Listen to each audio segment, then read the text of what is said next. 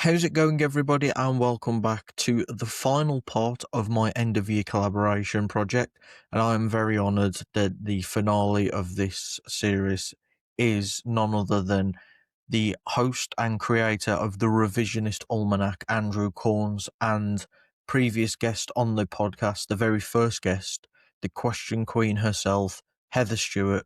I hope you guys enjoy this one. Hello, everybody. This is Andrew from the Revisionist Almanac, the podcast that rewrites major Academy Awards of the past and celebrates films of today. You may or may not be familiar with me, but you are definitely familiar with my partner here with me, who was with Morgan for The Shawshank Redemption not too long ago. Let me introduce you to the newest Revisionist Almanac European correspondent. We had to bring in some royalty to really class up the joint around here. It's Heather Stewart. Hi, Heather. Hello, I forgot my crown. Oh, if I'd known, go and get one of the Christmas cracker crowns and crack it out. Yeah.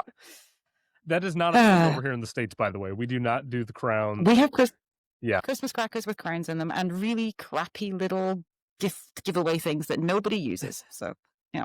And maybe a joke if you're lucky.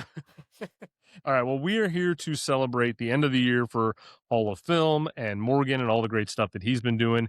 He was kind enough to provide us a bunch of different topics to cover. So Heather and I are going to jump into it. We created a little bit of a structure for this, so this might sound a little different than some of the other contributors, but I thought we would get a nice little flow going based on all of those great questions Morgan put together. To begin with, I think the first question that I wanted to talk about is, what was our overall impression of the 2025 film year? Now, we still have 2 weeks to go. There are still quite a few movies I have not had the chance to get to yet. But as far as what I have seen and what you've seen, Heather, what would you say your overall impression of this year has been? Yeah, the first thing I wrote down was, to me, it was overall stronger than last year. I think there were a lot of really high highs. And from what I've seen, and we'll come to this later, not too many lows from what I've seen. I don't watch the crap you watch, so I have not seen anything that I hated. So, and I can't necessarily say the same thing about last year. I think that a lot of the messages, a lot of the stories and topics that we've been seeing in a lot of films really like tying into the zeitgeist that's going on in your country, in my country, elsewhere, throughout the world, which is always the case, but it felt particularly strong this year, which is a bit of a coincidence because, of course, a lot of these films were filmed 2-3 years ago, but they just seem so topical this year. And what's really struck me is when we go through like acting categories and acting performances, how strong. Like, there's no category this year, and I know the Oscars haven't announced yet or anything. We've just got the first Golden Globes and Critics' Choice. But looking at those ones, there's no acting category where I say, oh God, there's like a really bad nomination in there. It's like if you're looking at, the top 5, 6, 7, all really great. There's no like best supporting actress 2022 like there. So, yeah, that's overall my impressions. Yeah, About you? well, I'm with you on, I think that the acting categories are really strong this year. Every single one of them. I'm very excited, especially on the female side. I think both of the lead actress and supporting actress are going to be bloodbaths once we get to Oscar season because they're really deep. I would maybe disagree a little bit on the totality of the film years, maybe not so much in depth, but at the top, I think last year for me, there were several 10 out of 10 perfect masterpiece movies that right when I saw them, I thought these movies are going to be held up for years and years and years. This year, I don't know if my top 5 yet is masterpiece top to bottom. But having seen one of my top 5 movies again recently within the last week and finding significantly more in it on rewatch, I do think there's a chance that this year a lot of these top films are going to push higher with revisits. And we'll get to that. And I don't even know if I've seen what may be my favorite movie of the year yet, because there's a couple of huge ones. I think It Was Just an Accident by Jafar Pahani is going to be a movie. Okay. I forget you haven't seen that. Yeah. I know you have. I'm just holding out hope based on what I've seen and heard that it's going to be in that top 5. And then also I've had a lot of people tell me, because I'm a Park Chan-wook fan, A lot that I know have seen No Other Choice, which is another I haven't gotten to, believe that that's going to end up probably in my top 5. So I'm leaving a little bit of room, but You're holding space. I'm definitely holding space. But my top 2 favorite movies, I think, are close to perfect. But yeah, compared to last year, the Oppenheimer of it all, or not last year, but No. the Anora of it all, Oppenheimer. Time is irrelevant at this point. But yeah, I think that Anora. Trying to think of a couple others that were right up there alongside. Brutalist. I had the Brutalist high. Conclave I had high. Yeah. I think maybe it's because of the sort of the front runner nature of one of the films that we'll be talking about. This year doesn't feel as interesting as last year. And so maybe that's why I'm feeling a little less. I'm a little more hesitant to like call this an all-time great year, because it just feels like there's such a clear front runner. And I don't know if I'm on board yet with the front runner as everyone else is. Yeah, but that's the same for 2023, speaking of Oppenheimer, and that was an all-timer year. I mean, if you look at the, like...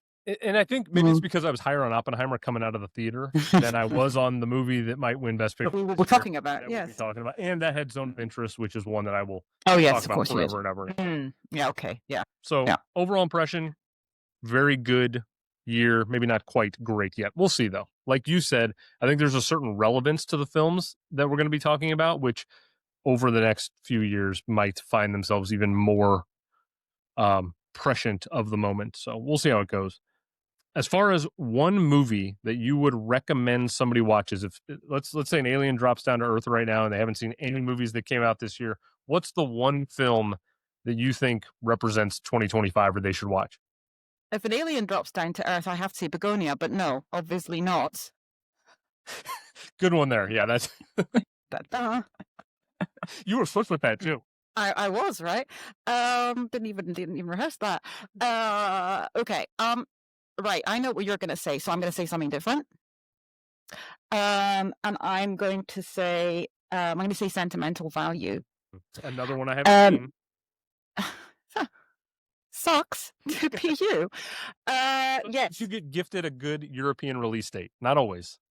This was actually a film festival when I got lucky with No, very rarely do we get good release dates, but no, this one was Munich Film Festival. So that was I saw this back in June. Goodness. Yeah. So I'm going to say Sentimental Value because first of all, I know what you're going to say and I agree with you. But I'm going to just add a bit of variety here. I'm going to say Sentimental Value because as long as you can get over like the subtitles, as Director Bong said, get over that 1 inch of subtitles. There's something for everybody in this film.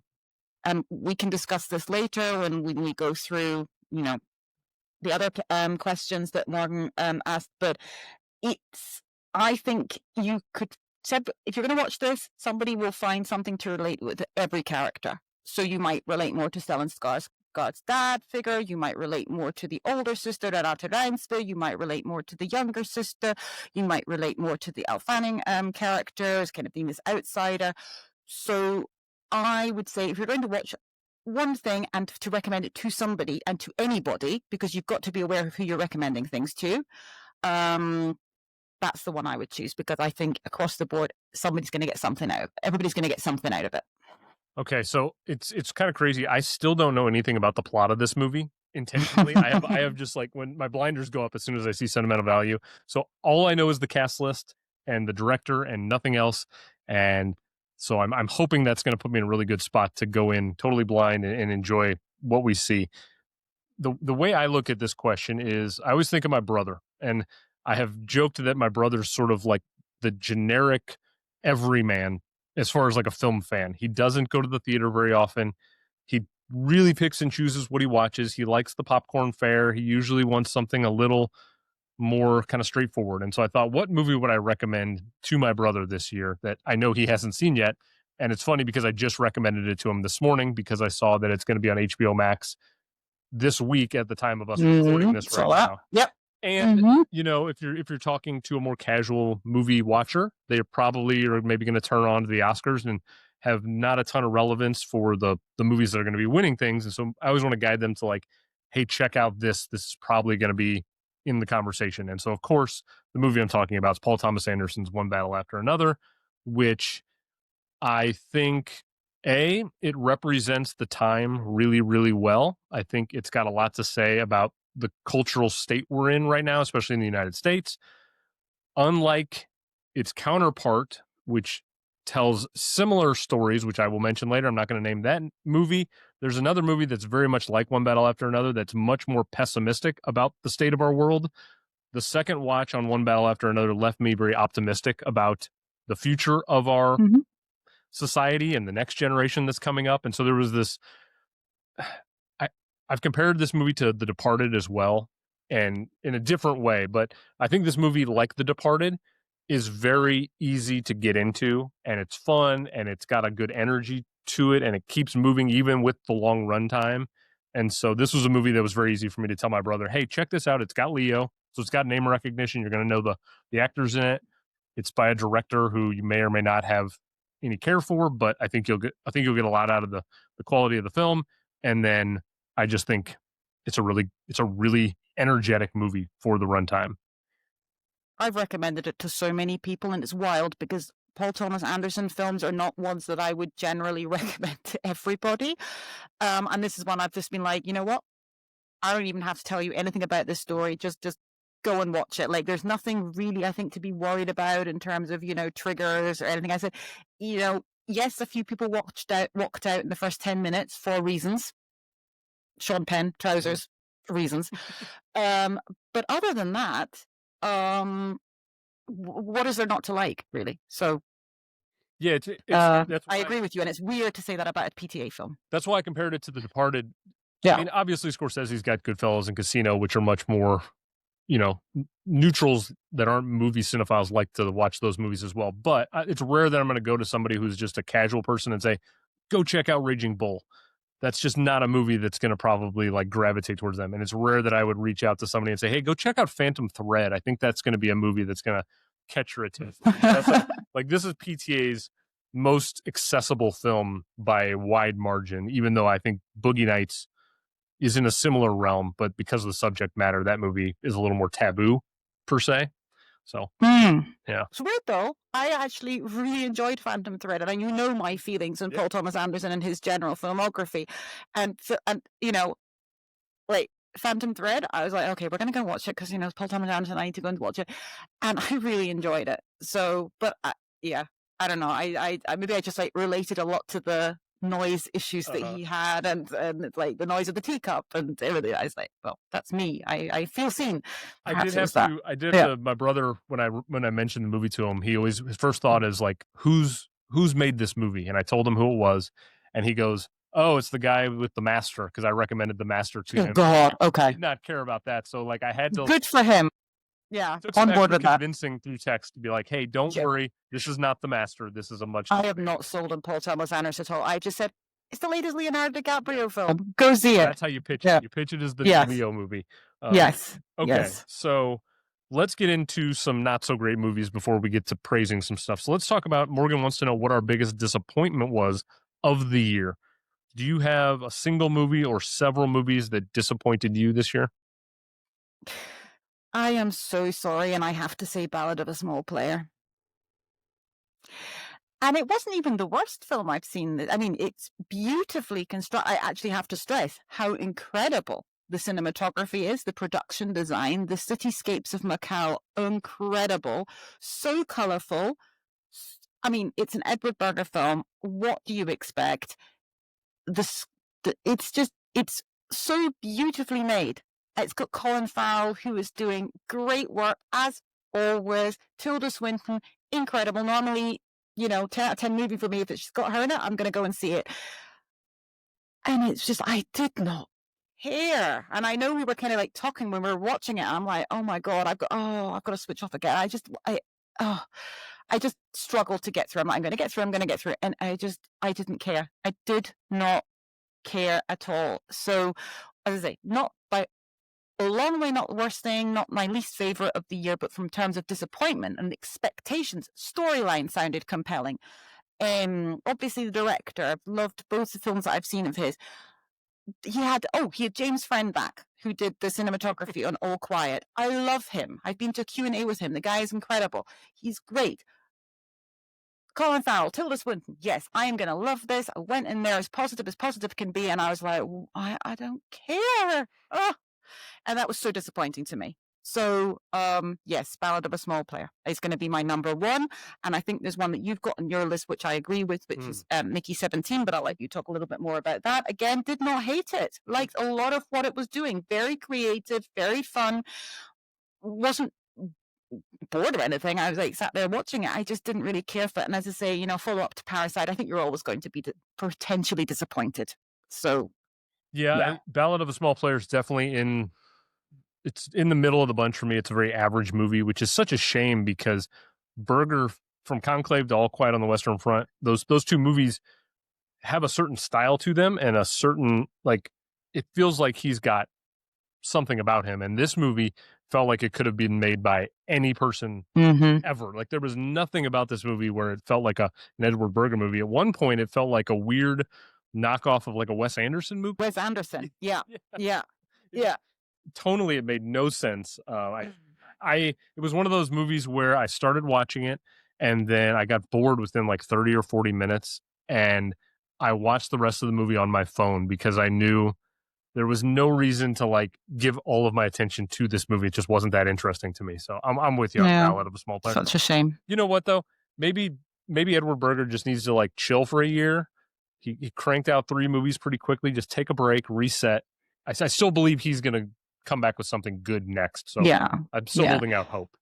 Yeah, and as I said in my review, I think I said in my review, but like if you compare the two on paper, Conclave and Ballad of a Small Player, you're like, yeah, Ballad of a Small Player, it sounds more like an exciting, interesting movie as Conclave, but Conclave just had so much more to it. That was like top 5, top 6 for me last year, and yeah, what a shame. It was a shame. Yeah, and that's kind of how I feel about the other.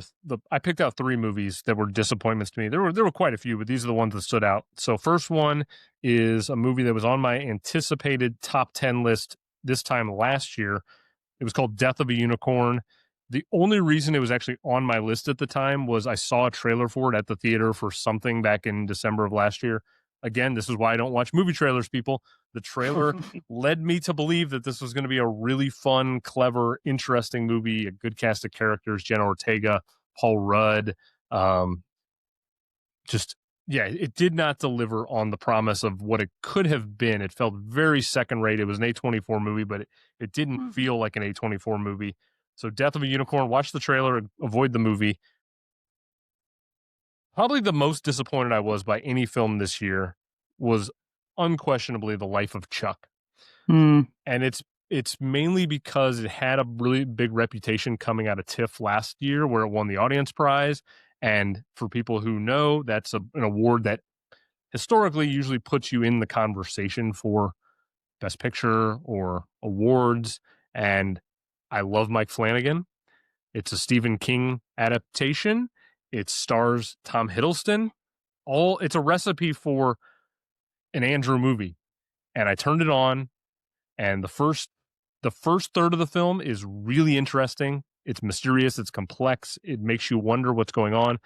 The second third of the movie is basically a dance number for a half an hour, and I thought, is the movie just going to become a dance number? And then the third section of the film is where it completely unraveled for me. It was so saccharine. That's the word I keep coming back to. It was like cloying how sweet the movie was. It did not feel sincere though. I don't know. It felt like a really fake attempt at creating emotion. I hate movies like that where it's like trying to evoke sympathy or tears. I don't know. It didn't work for me at all. I have some friends. We have some mutuals who have like 5 started on Letterboxd. If you get a lot from it, good for you. It didn't work for me. And then you mentioned Mickey 17. It's a movie I've given a 7 out of 10. So I don't. It's a classic. The famous ratings. Yeah, you get so much crap from us for this. I think Slag off the film. It was terrible. 7 out of 10. It's got a lot of things that work well. Like the production design's good and the costumes are good, and there's a lot to like about it. But it's just one of those classic a director wins Best Picture or a director wins Best Director, and they always kind of like get carte blanche to do whatever they want. And I think Bong Joon-ho took a big swing with the movie. Robert Pattinson took a big swing doing the dual role. It just didn't come together for me. And I was thinking about it. I think it's really a problem of Bong's English language films. Sometimes the script is a little bit clunky. Right. And I just felt like this movie lost it in the screenplay more than anything. And it was too long and it was just kind of all over the place. I don't know. I didn't love it. I didn't hate it. It was just kind of a movie where I'll never want to really go back to it, which is unfortunate. Because I think going back to it, you probably would discover more, but I just don't want to either. But it is interesting what you say about the getting lost in translations. Because my biggest disappointment from last year was Room Next Door, from Pedro Almodovar, and I love his Spanish movies. Always, this is his first, I think, full-length English one. Really big fan.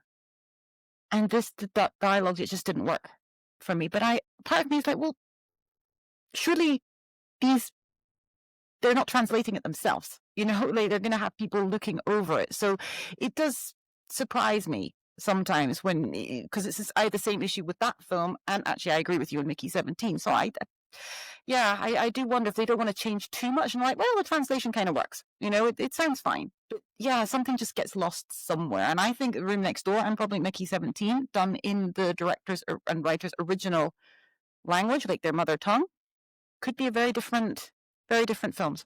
Yeah, what's weird too is like Parasite is so intelligent with the social commentary and everything about Parasite's so meticulously crafted. In this movie, the stuff with Colette and Mark Ruffalo, yes, it was, and especially we've talked about One Battle After Another. There's another movie that I think does it really well. There are movies that I think touch upon the button of what's happening today really well. And unfortunately, I don't think the Ruffalo and Colette stuff, which are obviously references to Trump and everything there, I just don't think they landed particularly well. And maybe that's a language barrier. I don't know. Okay, let's talk about some better experiences this year. What was a pleasant shock for you in 2025, Heather? Right, I have. First of all, the fact that I could come out of a Paul Thomas Anderson film and, first of all, love it from the get-go and recommend it to everybody from the get-go. That was, I kind of expected it, but this with this particular film, but it was still kind of a surprise when it happened. So I've a couple of. So first of all, sentimental value. Okay, so a reason that was a pleasant shock was just I kind of was like, I'm probably going to enjoy it, but I did not connect with Joaquin Trias. I can't speak today. His Trias' last film, Worst Person in the World. I know a lot of people have that way up high, top 5 of that year.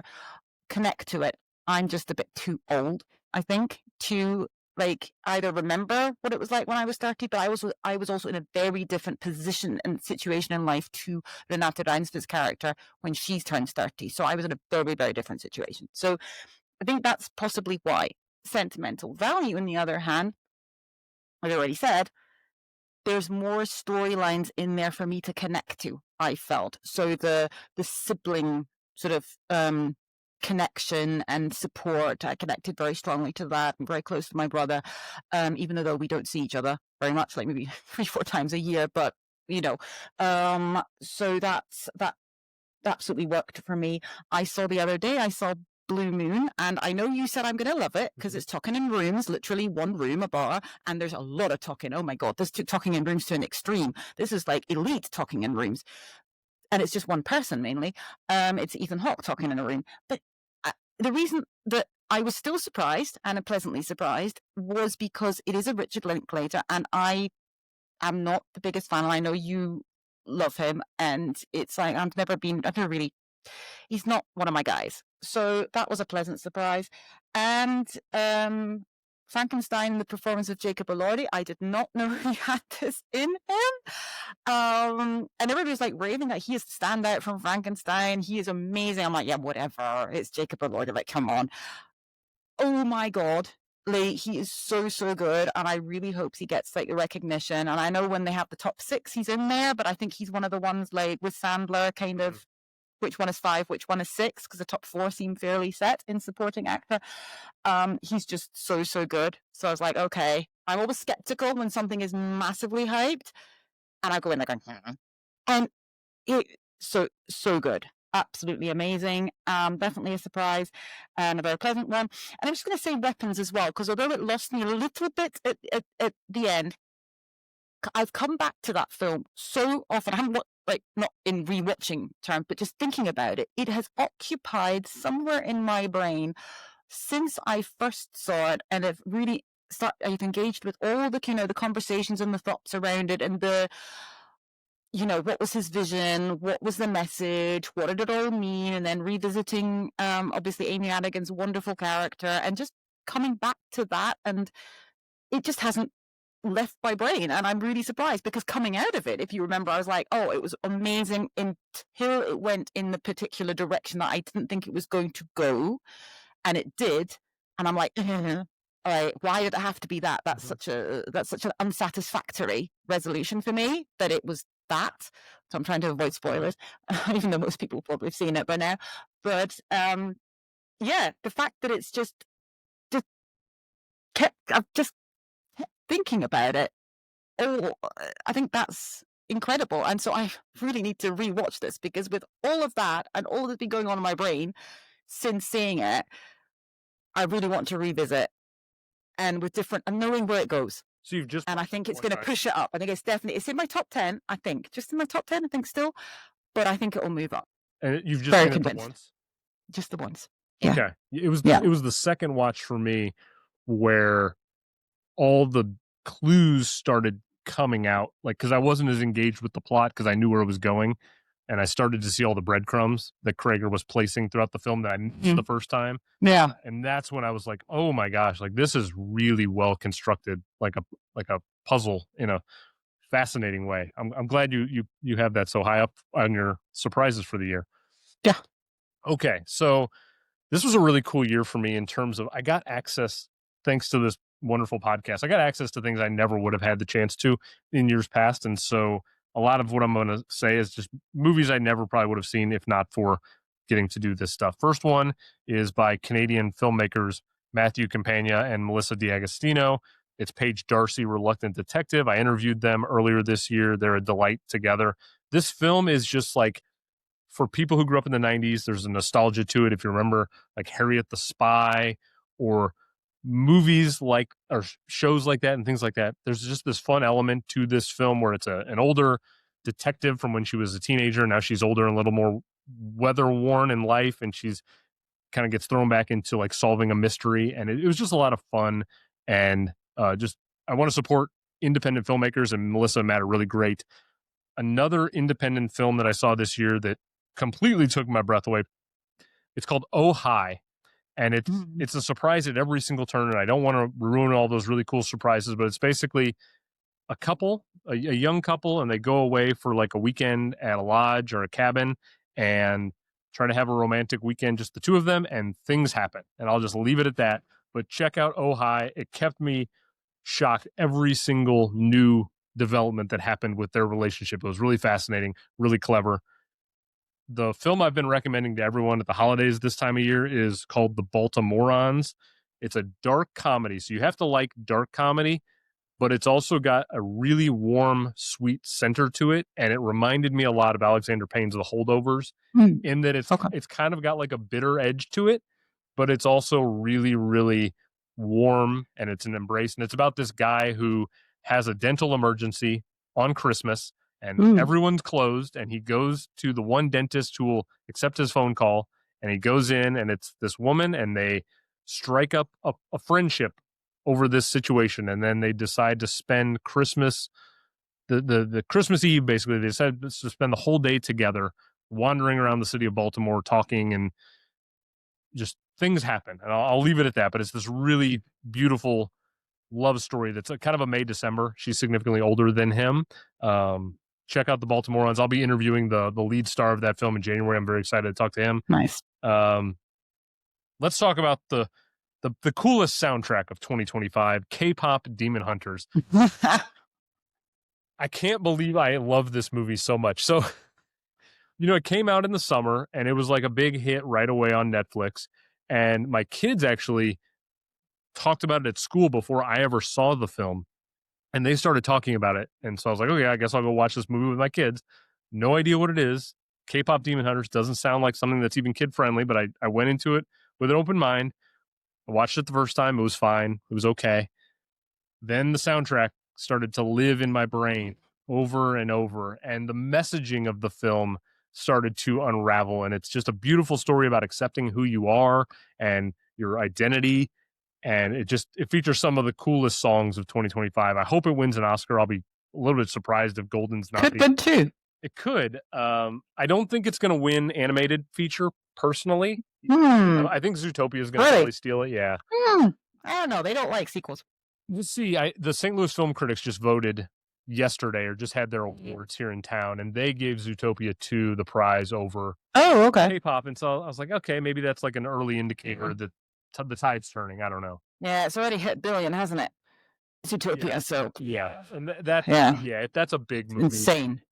Yeah, I had a good time with it. I just think K-pop Demon Hunters is significantly more fun and interesting. And then the biggest surprise of me this whole year is just because it's a short film. Short films are not something I usually gravitate towards because you just can't find them. But it's called The Singers. It's by Sam Davis. I interviewed him very recently on the show. I think it's probably the front runner to win the Oscar for live action short. Tomorrow is actually the day that the short list gets announced for the Oscars, and I would be stunned if it's not in the 15 finalists. I think for my money, this is the best short film that I've ever seen in my entire life. It's about a bunch of guys at a bar, and a singing competition happens, and the winner of that singing competition gets $100 at the bar. And it's much more about men, masculinity, what it means to sort of hide your feelings. There's a lot of complexity to the film that really struck a chord with me. So I hope if you're in the Oscars conversation this year, I hope you get a chance to check out The Singers. It's always so hard to find those short films time of year. And so I hope there's going to be easy access to the film. I saw a lot of great short films this year, but The Singers was the standout for me. All right. Nice. Let's talk about the one film, Heather, that in your opinion didn't get enough love. Is there one movie this year that you don't think got enough love? Yes. Why is nobody still talking about Black Bag? Okay. So, I mean, it's a Steven Soderbergh film, and yeah, I mean, he's released about 25 films this year, like great retirement. This was his second of this, so not really 25, like 3. This is the second one. When did it come out? Like March, April, so graveyard time to come out. But I was like, well, I'm in because it's Kate Blanchett, it's Michael Fassbender, this sounds like my thing. It's kind of just really clever dialogue set in London, probably going to have, a fair amount of British humor to it. And yeah, so I went to see that. There's nothing else really to see in March and April, well, Sinners, but we'll come to that. And I was like, no, I'm going to go and say, yeah, Steven Soderbergh, it's going to be good. It's going to be good. And fabulous. It's so good, and I don't understand. Well, I do understand because it just got released far too early, and it's not being pushed. But this should be in conversation for multiple awards, but for sure screenplay. Like, what are we doing? But even cinematography is really good. There's a couple of incredible scenes as well. With what's her name? Marissa Bella, I think her name is. She played Amy Winehouse. Never mind. So we'll forgive her for that because she's genuinely great in this. But I don't understand. So I mean, yes, it got praised. It's actually got pretty much universal praise. Like even the people didn't love it compared to older Soderbergh films, they were still like, yeah, the screenplay is great dialogue, great acting, great clothes, great apartment that they have, of course. Everything is just so. I mean, it's kind of like the Ocean's 11 like slick vibe to it, very much in my wheelhouse. And yeah, it's just kind of like came and went, and I really think release that a few more months later, and it's getting into screenplay. So yeah, that's a shame. So that is a fantastic film, in my opinion, and I just think that got brushed under the carpet a little bit, which is a real shame. Yeah, it's Soderbergh just doesn't seem to care about the game anymore. He's got his Oscar for Traffic, and he's like, he just makes movies. He puts them out, doesn't do It's any. fun. It's a hobby at this point, isn't it? Because he's retired. That's the You thing. know, some people garden. He makes films. Yeah, it was actually, I think it's the better of his two movies this year, that and Presence. Even though I think Presence was the one that I found a little more interesting from like a conceptual standpoint. Yeah, But yeah. this was significantly better, like quality wise, top to bottom. But yeah, it came out early. It was in that sort of dumpuary, just at the end of dumpuary period, where it was like nobody was really talking about it, and then just it's the Soderbergh of it all. He just moved on to his next project. He's probably already which I think is now also out. Yeah. Like he just cranks them out, and so that it's kind of a shame. But you, Jen, Sarah over Movies and Us, there are other people who have been on the black bag train for a long time, and so it's still in conversation. I feel like people will find it in the next couple of years, because that's kind of what I think Soderbergh movies. Yeah. It'll be one of these ones that people will come to and they'll say, "This got no awards. How?" Right. So, yep. Okay. Well, I will say I was there from the beginning. The one that I think, and I wrote this down before the Golden Globe announcement, so that there's kind of a little bit of a, well, it's actually getting a little bit of love. Well, actually, yeah. And that is the film Sorry Baby, which up until this point had been a movie that was like kind of too small to be on anybody's radar. But Ava Victor wrote this beautiful movie, directed it, stars in it, and it's about a woman who has gone through a traumatic situation in her life, and is sort of trying to navigate the emotions of it all. And the movie, what I loved so much about Sorry Baby was it was funny at times when I thought I shouldn't be laughing at the scenario that this character is in, but it was done in a way where it was like it was intentional to laugh in that moment, but you immediately go, ooh, that's like not the right moment to be laughing at that situation. The character has made you laugh based on their reaction to something. But then by the end of the film, the final scene was probably the scene in 2025 where I cried the most when it happened. Ooh. But it wasn't like a big showy thing. It's basically this character, and she's talking to a cat, and talking to a baby, not a cat. I don't know why a cat came in my mind. Talking to a baby, and easy mistake. Talking to a baby and sort of trying to explain life to this baby, and it just emotionally broke me into a million pieces. And so it's nice to see that Ava Victor got a nomination in lead actress that hopefully will give the movie a little more attention. I don't think that it's still going to be widely seen by people, but I do hope you get a chance to check out Sorry Baby. Have you seen it? I don't think you have. Okay, this was one of the ones that one of the cinemas put up and said, "Yay, it's coming! Sorry Baby, go and get your tickets," and sort of thing. And I saw it in the schedules, and I was like, "Oh, excellent!" Then I got around to buying a ticket, and I want to know what would have happened if I had, because then I was like, "I'm going to go and buy my ticket." Started, plans. I can make this showing. Go and want to buy it. It's disappeared. I'm like, what? Where's it gone? It was showing us the 7th of December at this particular cinema, and it's not there anymore. So I have no idea what happened. But yeah, apparently it's coming in the next few weeks, I hope. So yeah, this is something I really want to see, because I haven't heard anything bad about it. Yeah, like everybody has praised it if they've managed to see it. They're like, this is such a good breakout and such a good performance and director, and she wrote it as well, like, and everything. She probably edited it as well, and all the casting. So yeah. Well, you and I we've talked about Lucas Hedges on our 2016 episode on Manchester by the Sea. Is he in it? He's in it. And if he shows up in a movie, it's just a better movie. He's so good. It's crazy. He's quietly underrated because he just goes about being awesome and everything. But yeah, just reminding everybody that I was the only one that kept his nomination for 2016. Just, I think he's better in Sorry Baby than he is in Manchester by the Sea. Yeah, you're going to say that now. Now that I've said that. Yeah. All right. He's justifying it. Let's talk about the breakout star of this year, who Morgan was wondering who we thought it would be. Now, we have sort of talked about this offline before we got on here. I think we agree who the true breakout star of the year is. I'll let you name that person, but then if you have someone else that's like an honorable mention, I have one other person as well. But Yeah. you and I think unanimously agree, and I would be shocked if most people aren't on board with this person as the breakout star. So who is that person? That person is Chase Infinity. No question. From one battle after another. For sure.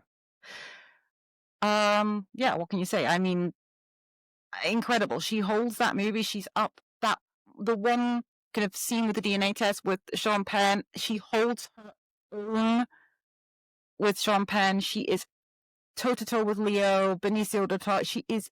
I mean, her first scene is literally toe to toe, pretty much, or at least hand to hand with Benicio del Toro. She is incredible. Her screen presence, she's magnetic. You have to look at her, and that when you have these incredible established stars, but she is the one you remember. I mean, really, she is. I mean, Sean Penn to a certain extent, just because it's so over the top his performance, but she is the heart of that film, which leads me on to my honorable mention, the heart of her film, and it's one that you haven't seen, so we're going to bring up sentimental value again, and it is, and I've been practicing this, and I'm going to blow it. It is Inga Ibsdotter Lilias. Okay, sorry for the pronunciation. She plays Agnes. She plays the younger sister of Renata Reinsmith's character, Nora.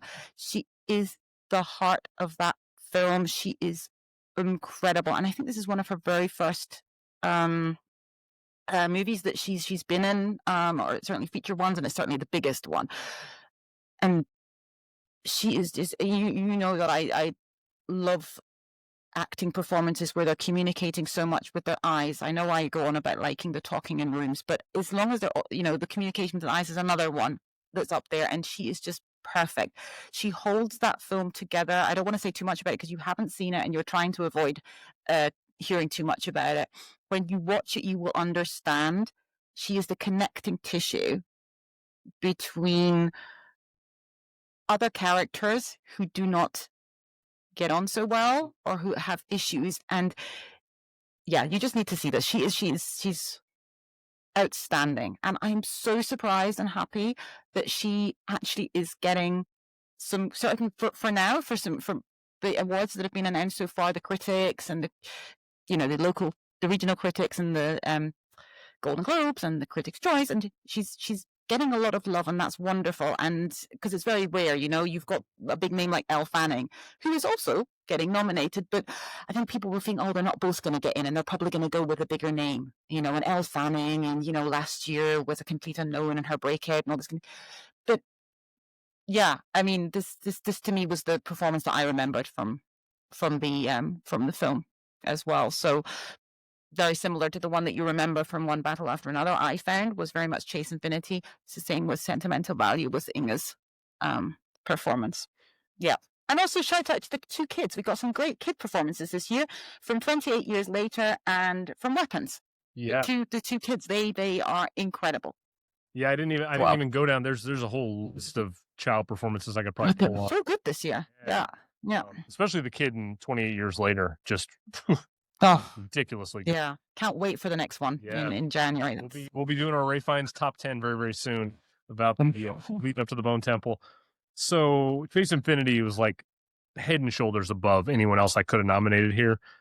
Just because I know Paul Thomas Anderson's on record saying this was the hardest part to cast, because you have to get somebody who's multiracial, you have to get somebody who knows martial arts, and there was just a lot of components to this character that made it a tough search. And Chase Infinity is just beaming in the movie, and she's also been crushing it on social media too. Like, yeah, she's really been carrying the film with all of her work on TikTok and all that stuff. The other one I'll shout out really quickly, and just it slipped my mind at first, but then it was so obvious when I thought about it a little bit, and it's David Corenswet as Superman. He basically quieted all the Zack Snyder fanboys, who there's a legion of people who believe Henry Cavill should still be Superman, and that's just ridiculous to begin with. I loved Henry Cavill as Superman. He was no Christopher Reeve, but David Corenswet is so good as Superman that it quieted everybody. Nobody's complaining that Christopher Reeve's been touched, and nobody's complaining about Henry Cavill having been replaced.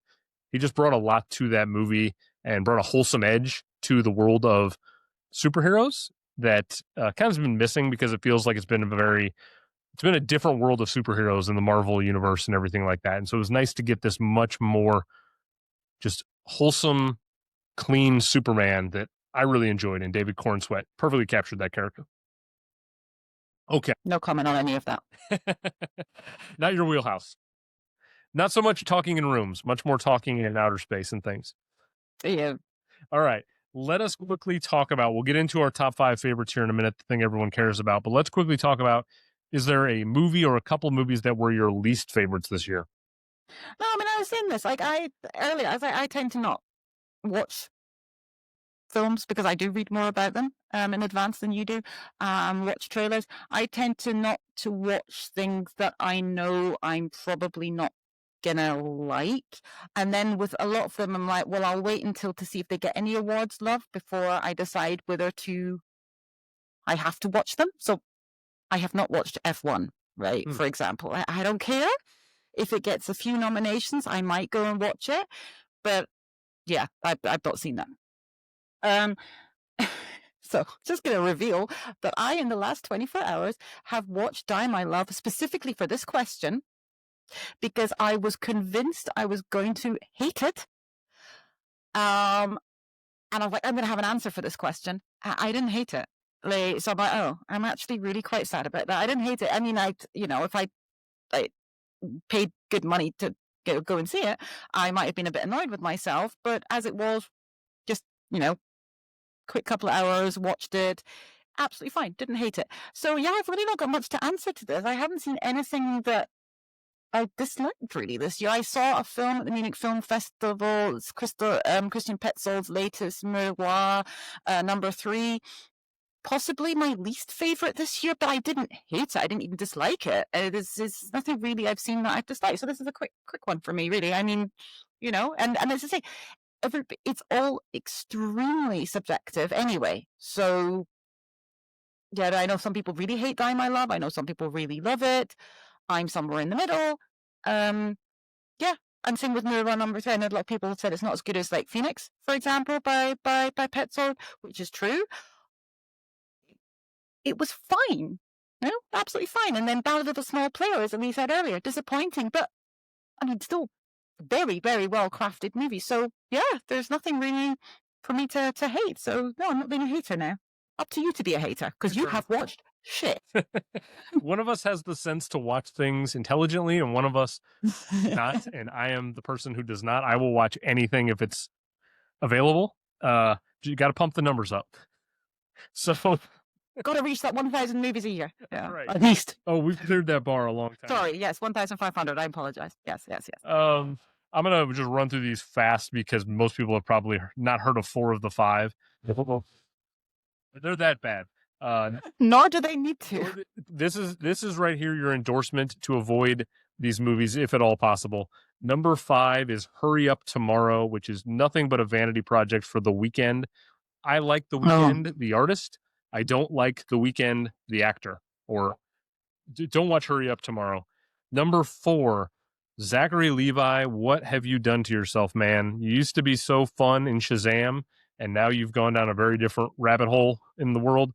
The Unbreakable Boy is my 4th worst movie of the year. It was one of those movies, it's like a kid's movie, and it's if you've seen Extremely Loud and Incredibly Close, it's basically that. Unfortunately. Okay, so it's that kind of movie. Number 3, if you're a Trekkie, you might watch this movie because you have to out of necessity. But there was a new Star Trek movie this year called Section 31 with Michelle Yeoh, and it was as bad as it can get in the science fiction world. Don't watch that. We keep getting these movies about famous characters who have reached the 100-year mark where basically you can have a license to make a movie about Mickey Mouse now, Winnie the Pooh, whatever. There was a movie that came out this year called Popeye's Revenge, and it was garbage. But the worst movie of the year, a movie that's so bad, you should watch it. I will recommend you watch this movie if you want to get a laugh for a couple hours. It's on Prime Video. It's called War of the Worlds. Yes, that War of the Worlds stars Ice Cube, and he's basically sitting at his computer like we are doing here right now, trying to save the world from an alien invasion. And it's I would love to see the It's Jesse Plemons. the Begonia War of the Worlds smashed together. That would be a fun one. it's it's actually kind of fun to watch Ice Cube pretend to be like this really intelligent computer wizard that's about to solve the alien invasion through his screen. It's amazing how bad it is. You should watch War of the Worlds. That the poster that they have on Letterboxd for that, it freaks me out every time, because every time like I screen through it, I'm like, it's Jeffrey Wright, and it's really not. But that picture that they've used somehow I think is Jeffrey Wright, and everybody's like slagging off War of the Worlds, and I'm like, but how bad could it be? Look, Jeffrey Wright is front and center, and then it's like, no, it's not Jeffrey Wright. Oh, okay, right. It does look, and it does. It does look you like skim that quickly, and it's Jeffrey Wright. He looks like him. And it's such a huge product placement for Amazon everywhere in that movie. So that's really a turnoff, but it's kind of Amazon. Yeah. Yeah, but watch it if you want to watch Ice Cube, have some fun for a couple hours. Okay, let's talk about our top 5 movies of the year. We're going to do this countdown style. We'll just go back and forth. Yep. There may be some overlap. I have no idea what's going to come up on your top 5. I got a pretty good idea, but we'll see. Okay, so Heather, your number 5 top film of 2025 as of right now is? You've already mentioned this. It Was Just an Accident. Ah, okay. I saw this last week. And it is so captivating. It is so current. It is such an important film. What the director Panahi went through to make this film. It has a stellar cast. There is one particular standout supporting actress role, in my opinion, to add to the many, many amazing supporting actress performances we've had this year. She is incredible. She plays the photojournalist, the photographer. She's incredible. And the final shot is possibly definitely the final shot of the year, but up there for the shot of the year. And people who've seen it will know what I mean. So It Was Just an Accident. Check it out. Ooh, I'm so if excited. and when you can. It's going to be near. I have a good feeling it's going to be in my top 10 by the time. You'll like it. Yeah. I feel pretty confident. My number 5 this year, though, is I'm a horror guy. I love me a horror movie. And I did not think 28 Years Later was going to be this good. Danny Boyle is back. I keep calling him a punk rock filmmaker because he keeps pushing. He does whatever he wants. This movie, much like 28 Days Later, feels kind of the same way, where he's utilizing technology of the time. 28 Days Later was about using like CCTV, and it doesn't hold up so well now because it's really antiquated, the technology. This movie was famously shot with iPhones. The iPhone is a very prominent component of the actual plot of the movie. Sure. The movie surprised me in so many ways. There's a chase sequence on a causeway, which shot. That's one of the scenes. That's one of the scenes of the year. Yeah, for sure. Yeah, and it's got Aaron Taylor Johnson, and if some people are turned off by him, I think he's a very good actor. He's very good in this movie. The kid at the center is very good. Ray Fiennes is incredible, obviously. Obviously. Jodie Comer, to me, steals the movie, especially when she really comes into play in the second half of the film. And there's a scene that her character has late in the film where I did not think I was going to get as emotional as I did watching a movie, and it floored me. 28 Years Later, incredible. Such a good movie, and I'm fired up for the Bone Temple. I think Nia DaCosta is going to do a great job with wherever that film goes. You won't have seen it, but the trailer's good. Okay. I'll trust you. All right, Heather, number 4 movie of the year for you is? Black Bag. We already spoke about it. Don't need to go into more detail. It's I'm saying, when is this going to... It was like Challengers last year. I'm like, when is this going to get replaced? Well, Challengers was my number 1 at the end of the year, but like, when is this going to get replaced? Like, when is this going to get replaced? And Black Bag has just been up there, like, from the moment I saw it. Now it's at number 4, and I've only really got a couple more to go, and I don't think any of the ones that I haven't seen is likely to displace that. So I think that one was going to definitely stay within the top 5. Okay. I can't imagine it. So yeah, Black Bag, we've spoken about it enough. Okay. So my number 4, and we've talked about this movie as well already. It is the only movie this year that I've seen twice in the theater. It's rare for me to go 2 times to see something in the theater. And it is Zach Cregger's Weapons, because it was so well constructed. I had to watch it a second time. I loved the Magnolia-like chapterization of the film. I thought every different chapter had a different tone and a different style.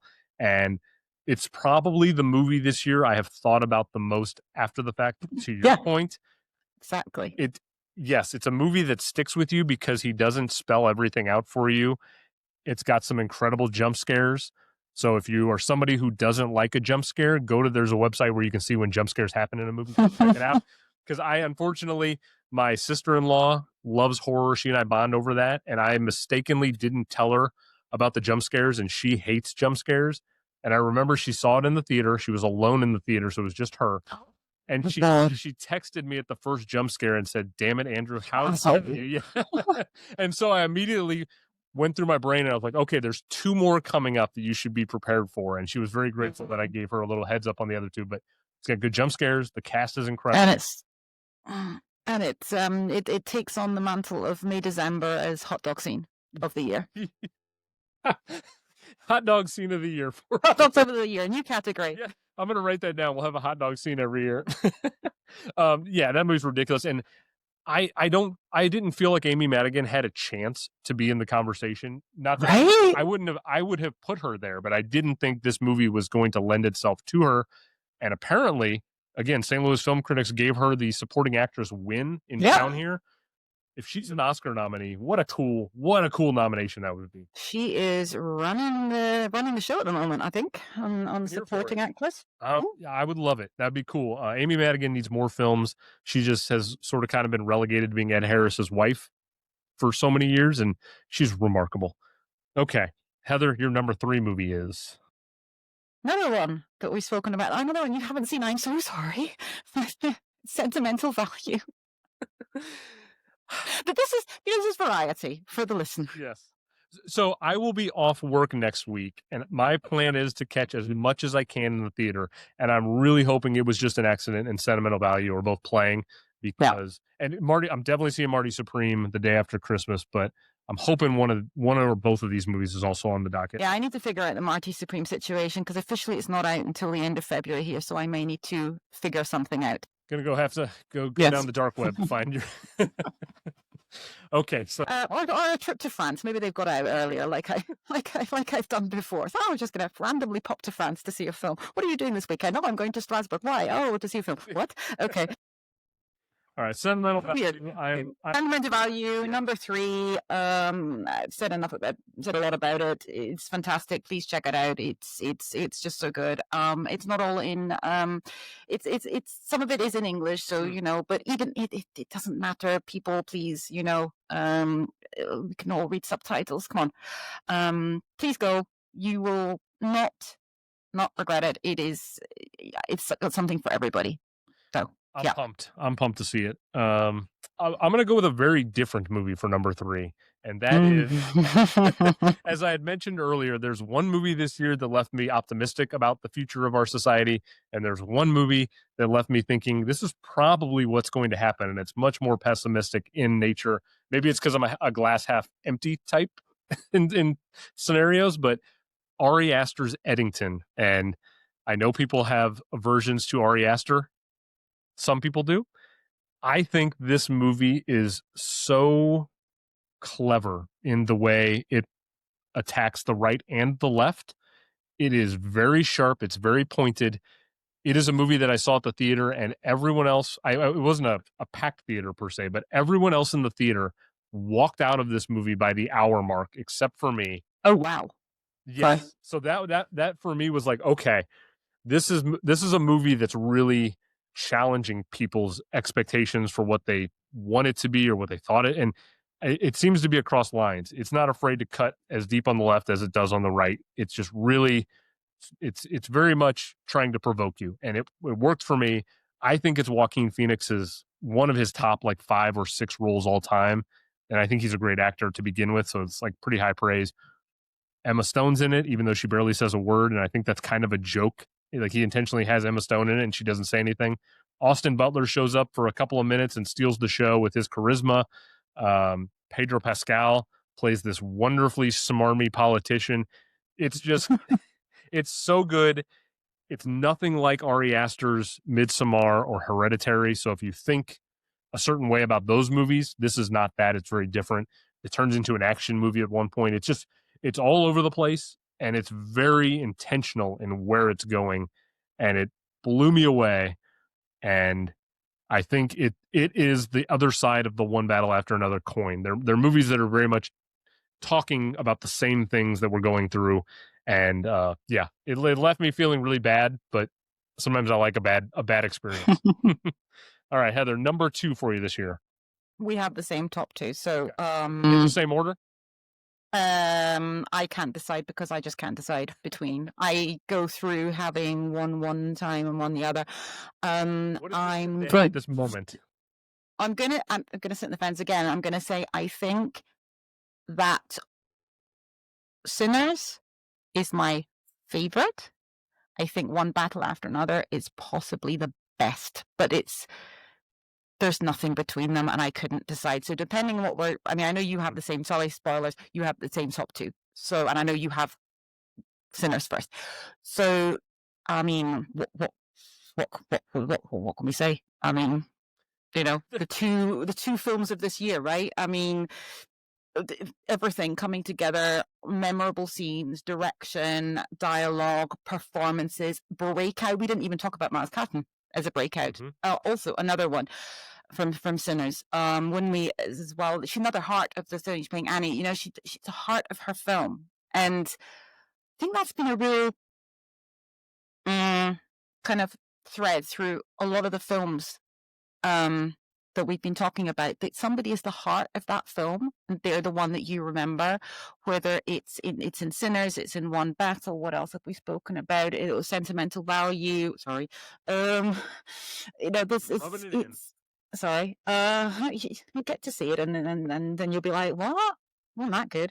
And yeah, they're just the two films that I think are kind of really head and shoulders above of everything else this year. I mean, I can't really decide between them. Sinners is the only film I went to see twice in cinema. I went to see it first of all by myself because I'd been hyping this to myself for like ever. I was like, Michael B. Jordan playing 2 roles. Double Michael B. Jordan, yes. And I'm like, this is it's based around music. I knew there's a kind of a vampire element, so I'm like, I'm sure it's still gonna be fine. So I'd had this on my anticipated list for a long time, and then I went to see it basically opening weekend. Absolutely loved it, and then my friend, long-suffering cinema friend, who haven't been forcing to go and see everything this year, but she, I was saying, oh, do you want to go to see this? And she said, oh yeah, that sounds interesting. So I went to see it a second time, and she said it was really funny because she could tell with my body language, like when something, like it was going to be a jump scare, or when something was going to happen, because I was like, got tense. She's like, that was really helpful for me.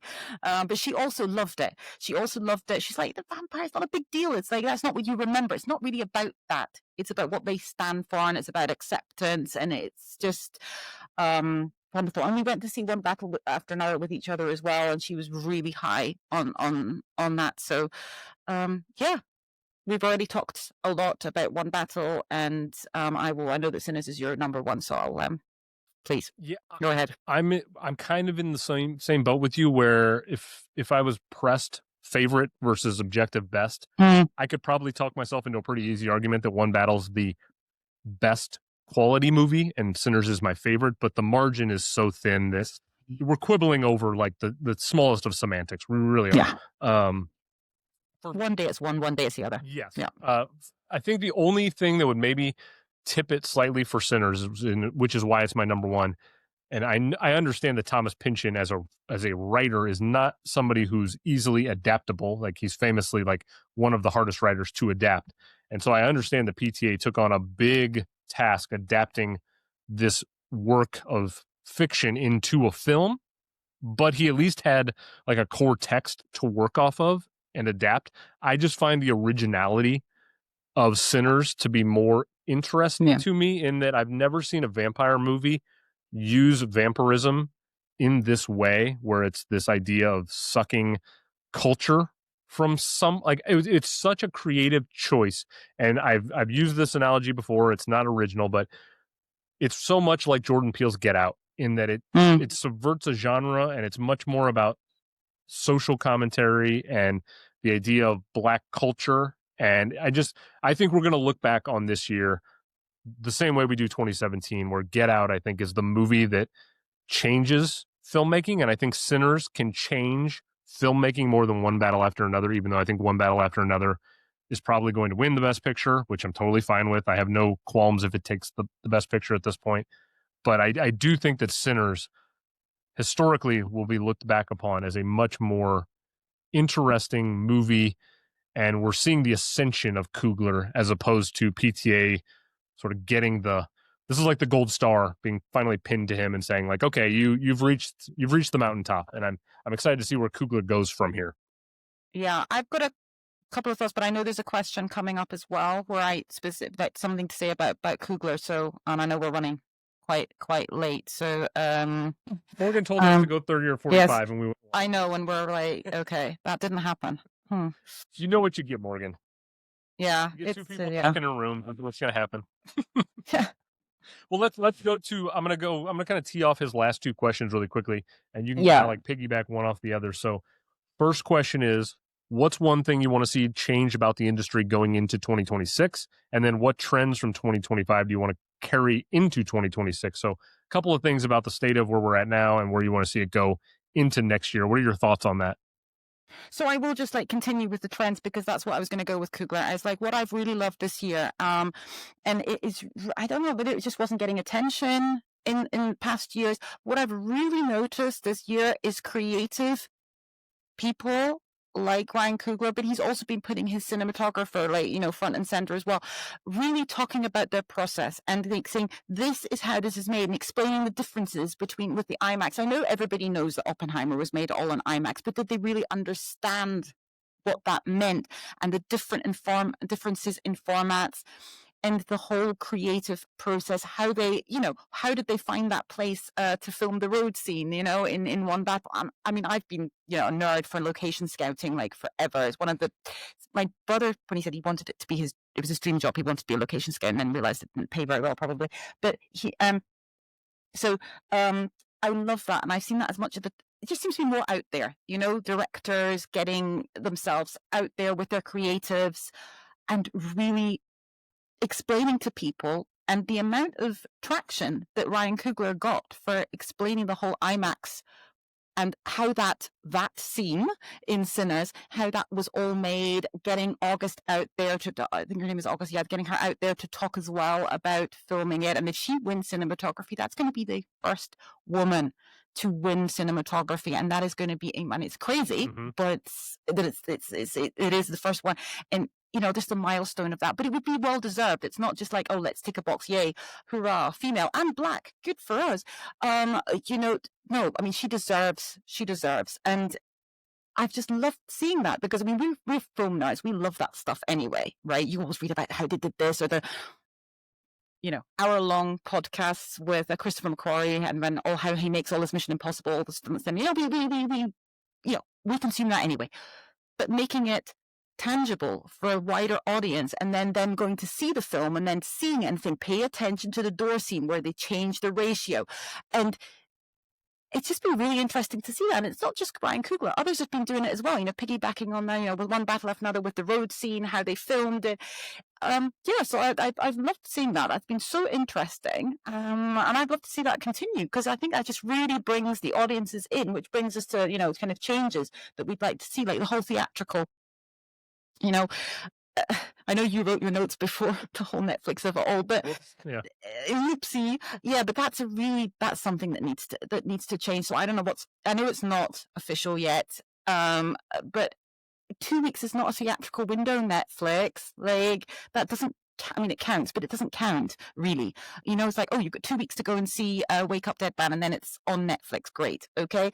But I mean, you need to see certain films in the cinema. I saw Wake Up Dead Man in the cinema, and the audience was lapping it up. They were loving it. They were laughing, and you don't get that if you're sat at home on Netflix.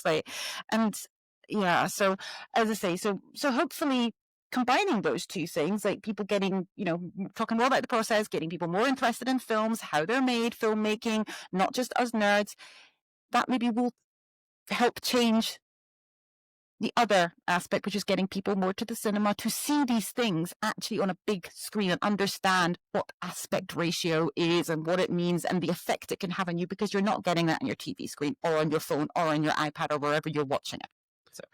So, yes, there you go. Those are my two combined.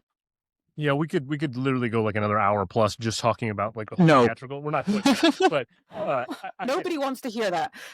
I wrote these, like I said, I wrote these notes prematurely, obviously, because it was before the whole Warner Brothers being purchased potentially by Netflix. But my thought was, I just want to see more movies get larger theatrical runs, kind of old school style, where you get word of mouth. And Weapons is a great example where, and again, this ties into the second part of it. In Sinners, there's horror.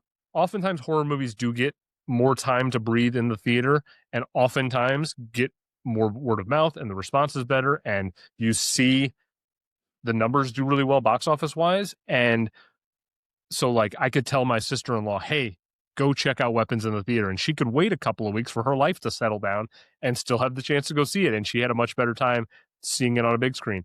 My first thought was, when you were talking, Frankenstein. I really loved Frankenstein. However, immediately my first thought was, I kind of wish this wasn't so accessible already for me on Netflix, and I had to force myself to go, because I think I would have taken even more from what was a great experience seeing it on the big screen. Because for sure, I saw it on the big screen. It is incredible. And so, like, Del Toro films need to be seen in the big screen. Exactly. Yeah. And so it's like, I'm part of the problem, because I enjoy watching movies from the comfort of my couch. And it is very selfishly, it's very nice to be able to just access all of these films on demand quickly. But I do often find myself thinking my favorite movies of the year are the ones I did go to the theater to see. Sinners, One Battle, Eddington, 28 Years, Weapons, all movies I saw at the theater, all things that, like, there's a reason why my top movies are the movies I saw at the theater. Yeah, that's just more than mine too. Yeah, so it's like, I feel like if they would allow us to see more movies in the theater for longer times, those movies would resonate more for audiences, and again, that word of mouth would spread. I don't know how you put Pandora back in the box at this point, but it's just like a wish list thing for me. Okay. Yeah. All right, Morgan. Okay. We've gone on for an hour and 11 minutes. I hope you enjoyed all of that. He did want us on the way out. He wanted us to just talk about like future plans, upcoming projects. So really quickly, just to give you a rundown on what's going on with the show. So starting in 2026, this podcast is now part of the Movie Archer Podcast Network, alongside two other shows, one of which we've both been guests on multiple times at this point, and that is Movies and Us with Jen and Sarah. They also have a second show, so if you're more into the television side, you can go to TV and Us and see what they're doing. Right now, they're going through the entire Sopranos, which is an incredible experience to do if you're into the Sopranos. So Jennifer Hahn, Sarah Cowan, part of Movies and Us and TVs and Us, part of the podcast network over at Movie Archer. And we've got visual content creator Nico Caruso, who's got a YouTube page. So a lot of stuff's happening there. You can, of course, catch all of this Revisionist Almanac content at moviearcher.com. I will continue cranking out monthly Almanac episodes, rewriting Oscars of the past. I've got a ton of guests coming up in 2026, new, old, not old in age, by the way, new and old as... No, I'm coming too. Yeah. Heather's going to be back in the summer. We're going to be covering 1977, Star Wars on the big wall behind me here. Morgan from Hall of Film will be joining in the spring for 2019. So the Parasite year that we've already sort of touched upon with Bong Joon-ho. I can't wait to talk to Morgan about that one. I've also got a ton of new content. We've got a Decades Draft coming up, the 90s Decade Draft with Heather and myself, Adam Freed from Movie Archer, Clarissa from I've Seen That One. So we're going to be drafting Oscar winners from the 90s. I can't wait for everyone to see how that goes. There's going to be... I win. I'm pretty confident I have the best picks, but we'll find out. No, you're very wrong. It was a lot of fun, a whole different like avenue than the revision of the Almanac revisions. We're going to be doing real arguments coming up at some point this year. So I'll have a topic, and I'll have two people on one side of the aisle, two people on the other side of the aisle. They'll battle back and forth for a couple rounds. So a lot of stuff coming up, tons more interviews with filmmakers, actors, all sorts of people in the industry. And also, I'm very excited now that the Revisionist Almanac is not just me doing all the work as a one-man show. I don't have to talk into the void as often with these types of things. So I've got Heather on board as the European correspondent. She's going to be adding a lot of new stuff. We'll be doing a lot more things together, like top 10 lists for actors, directors. We have a whole calendar planned out already of 2026. We've got a lot of stuff in the works. A lot of stuff. A ton of stuff. We're going to be talking Chris Nolan over the summer, so keep your eyes on that for sure. The Odyssey coming out. Why? What's coming? I don't know what you mean. And then more of a local thing we're going to be tackling here in St. Louis. We've got a new team member, Oscar Upsets, Amanda Nethington. Oscar Upsets over on Instagram. So check out Amanda. She's going to be joining Heather and myself for some stuff. I'm going to be bringing in people from the Movie Archer writing staff on the show to do some things, like Dave Hughes, who does horror. He and I are going to be doing a quarterly horror show every 3 months. A lot of stuff going on there. I also don't think this is going to be the end of adding people to the revalmanac team. So Heather, Amanda, I've got some ideas for some other team members in the future, so keep your eyes on that. But again, want to wish everybody a happy holiday. Hope you had a good time listening to Heather and myself, and we're going to sign off. See you later.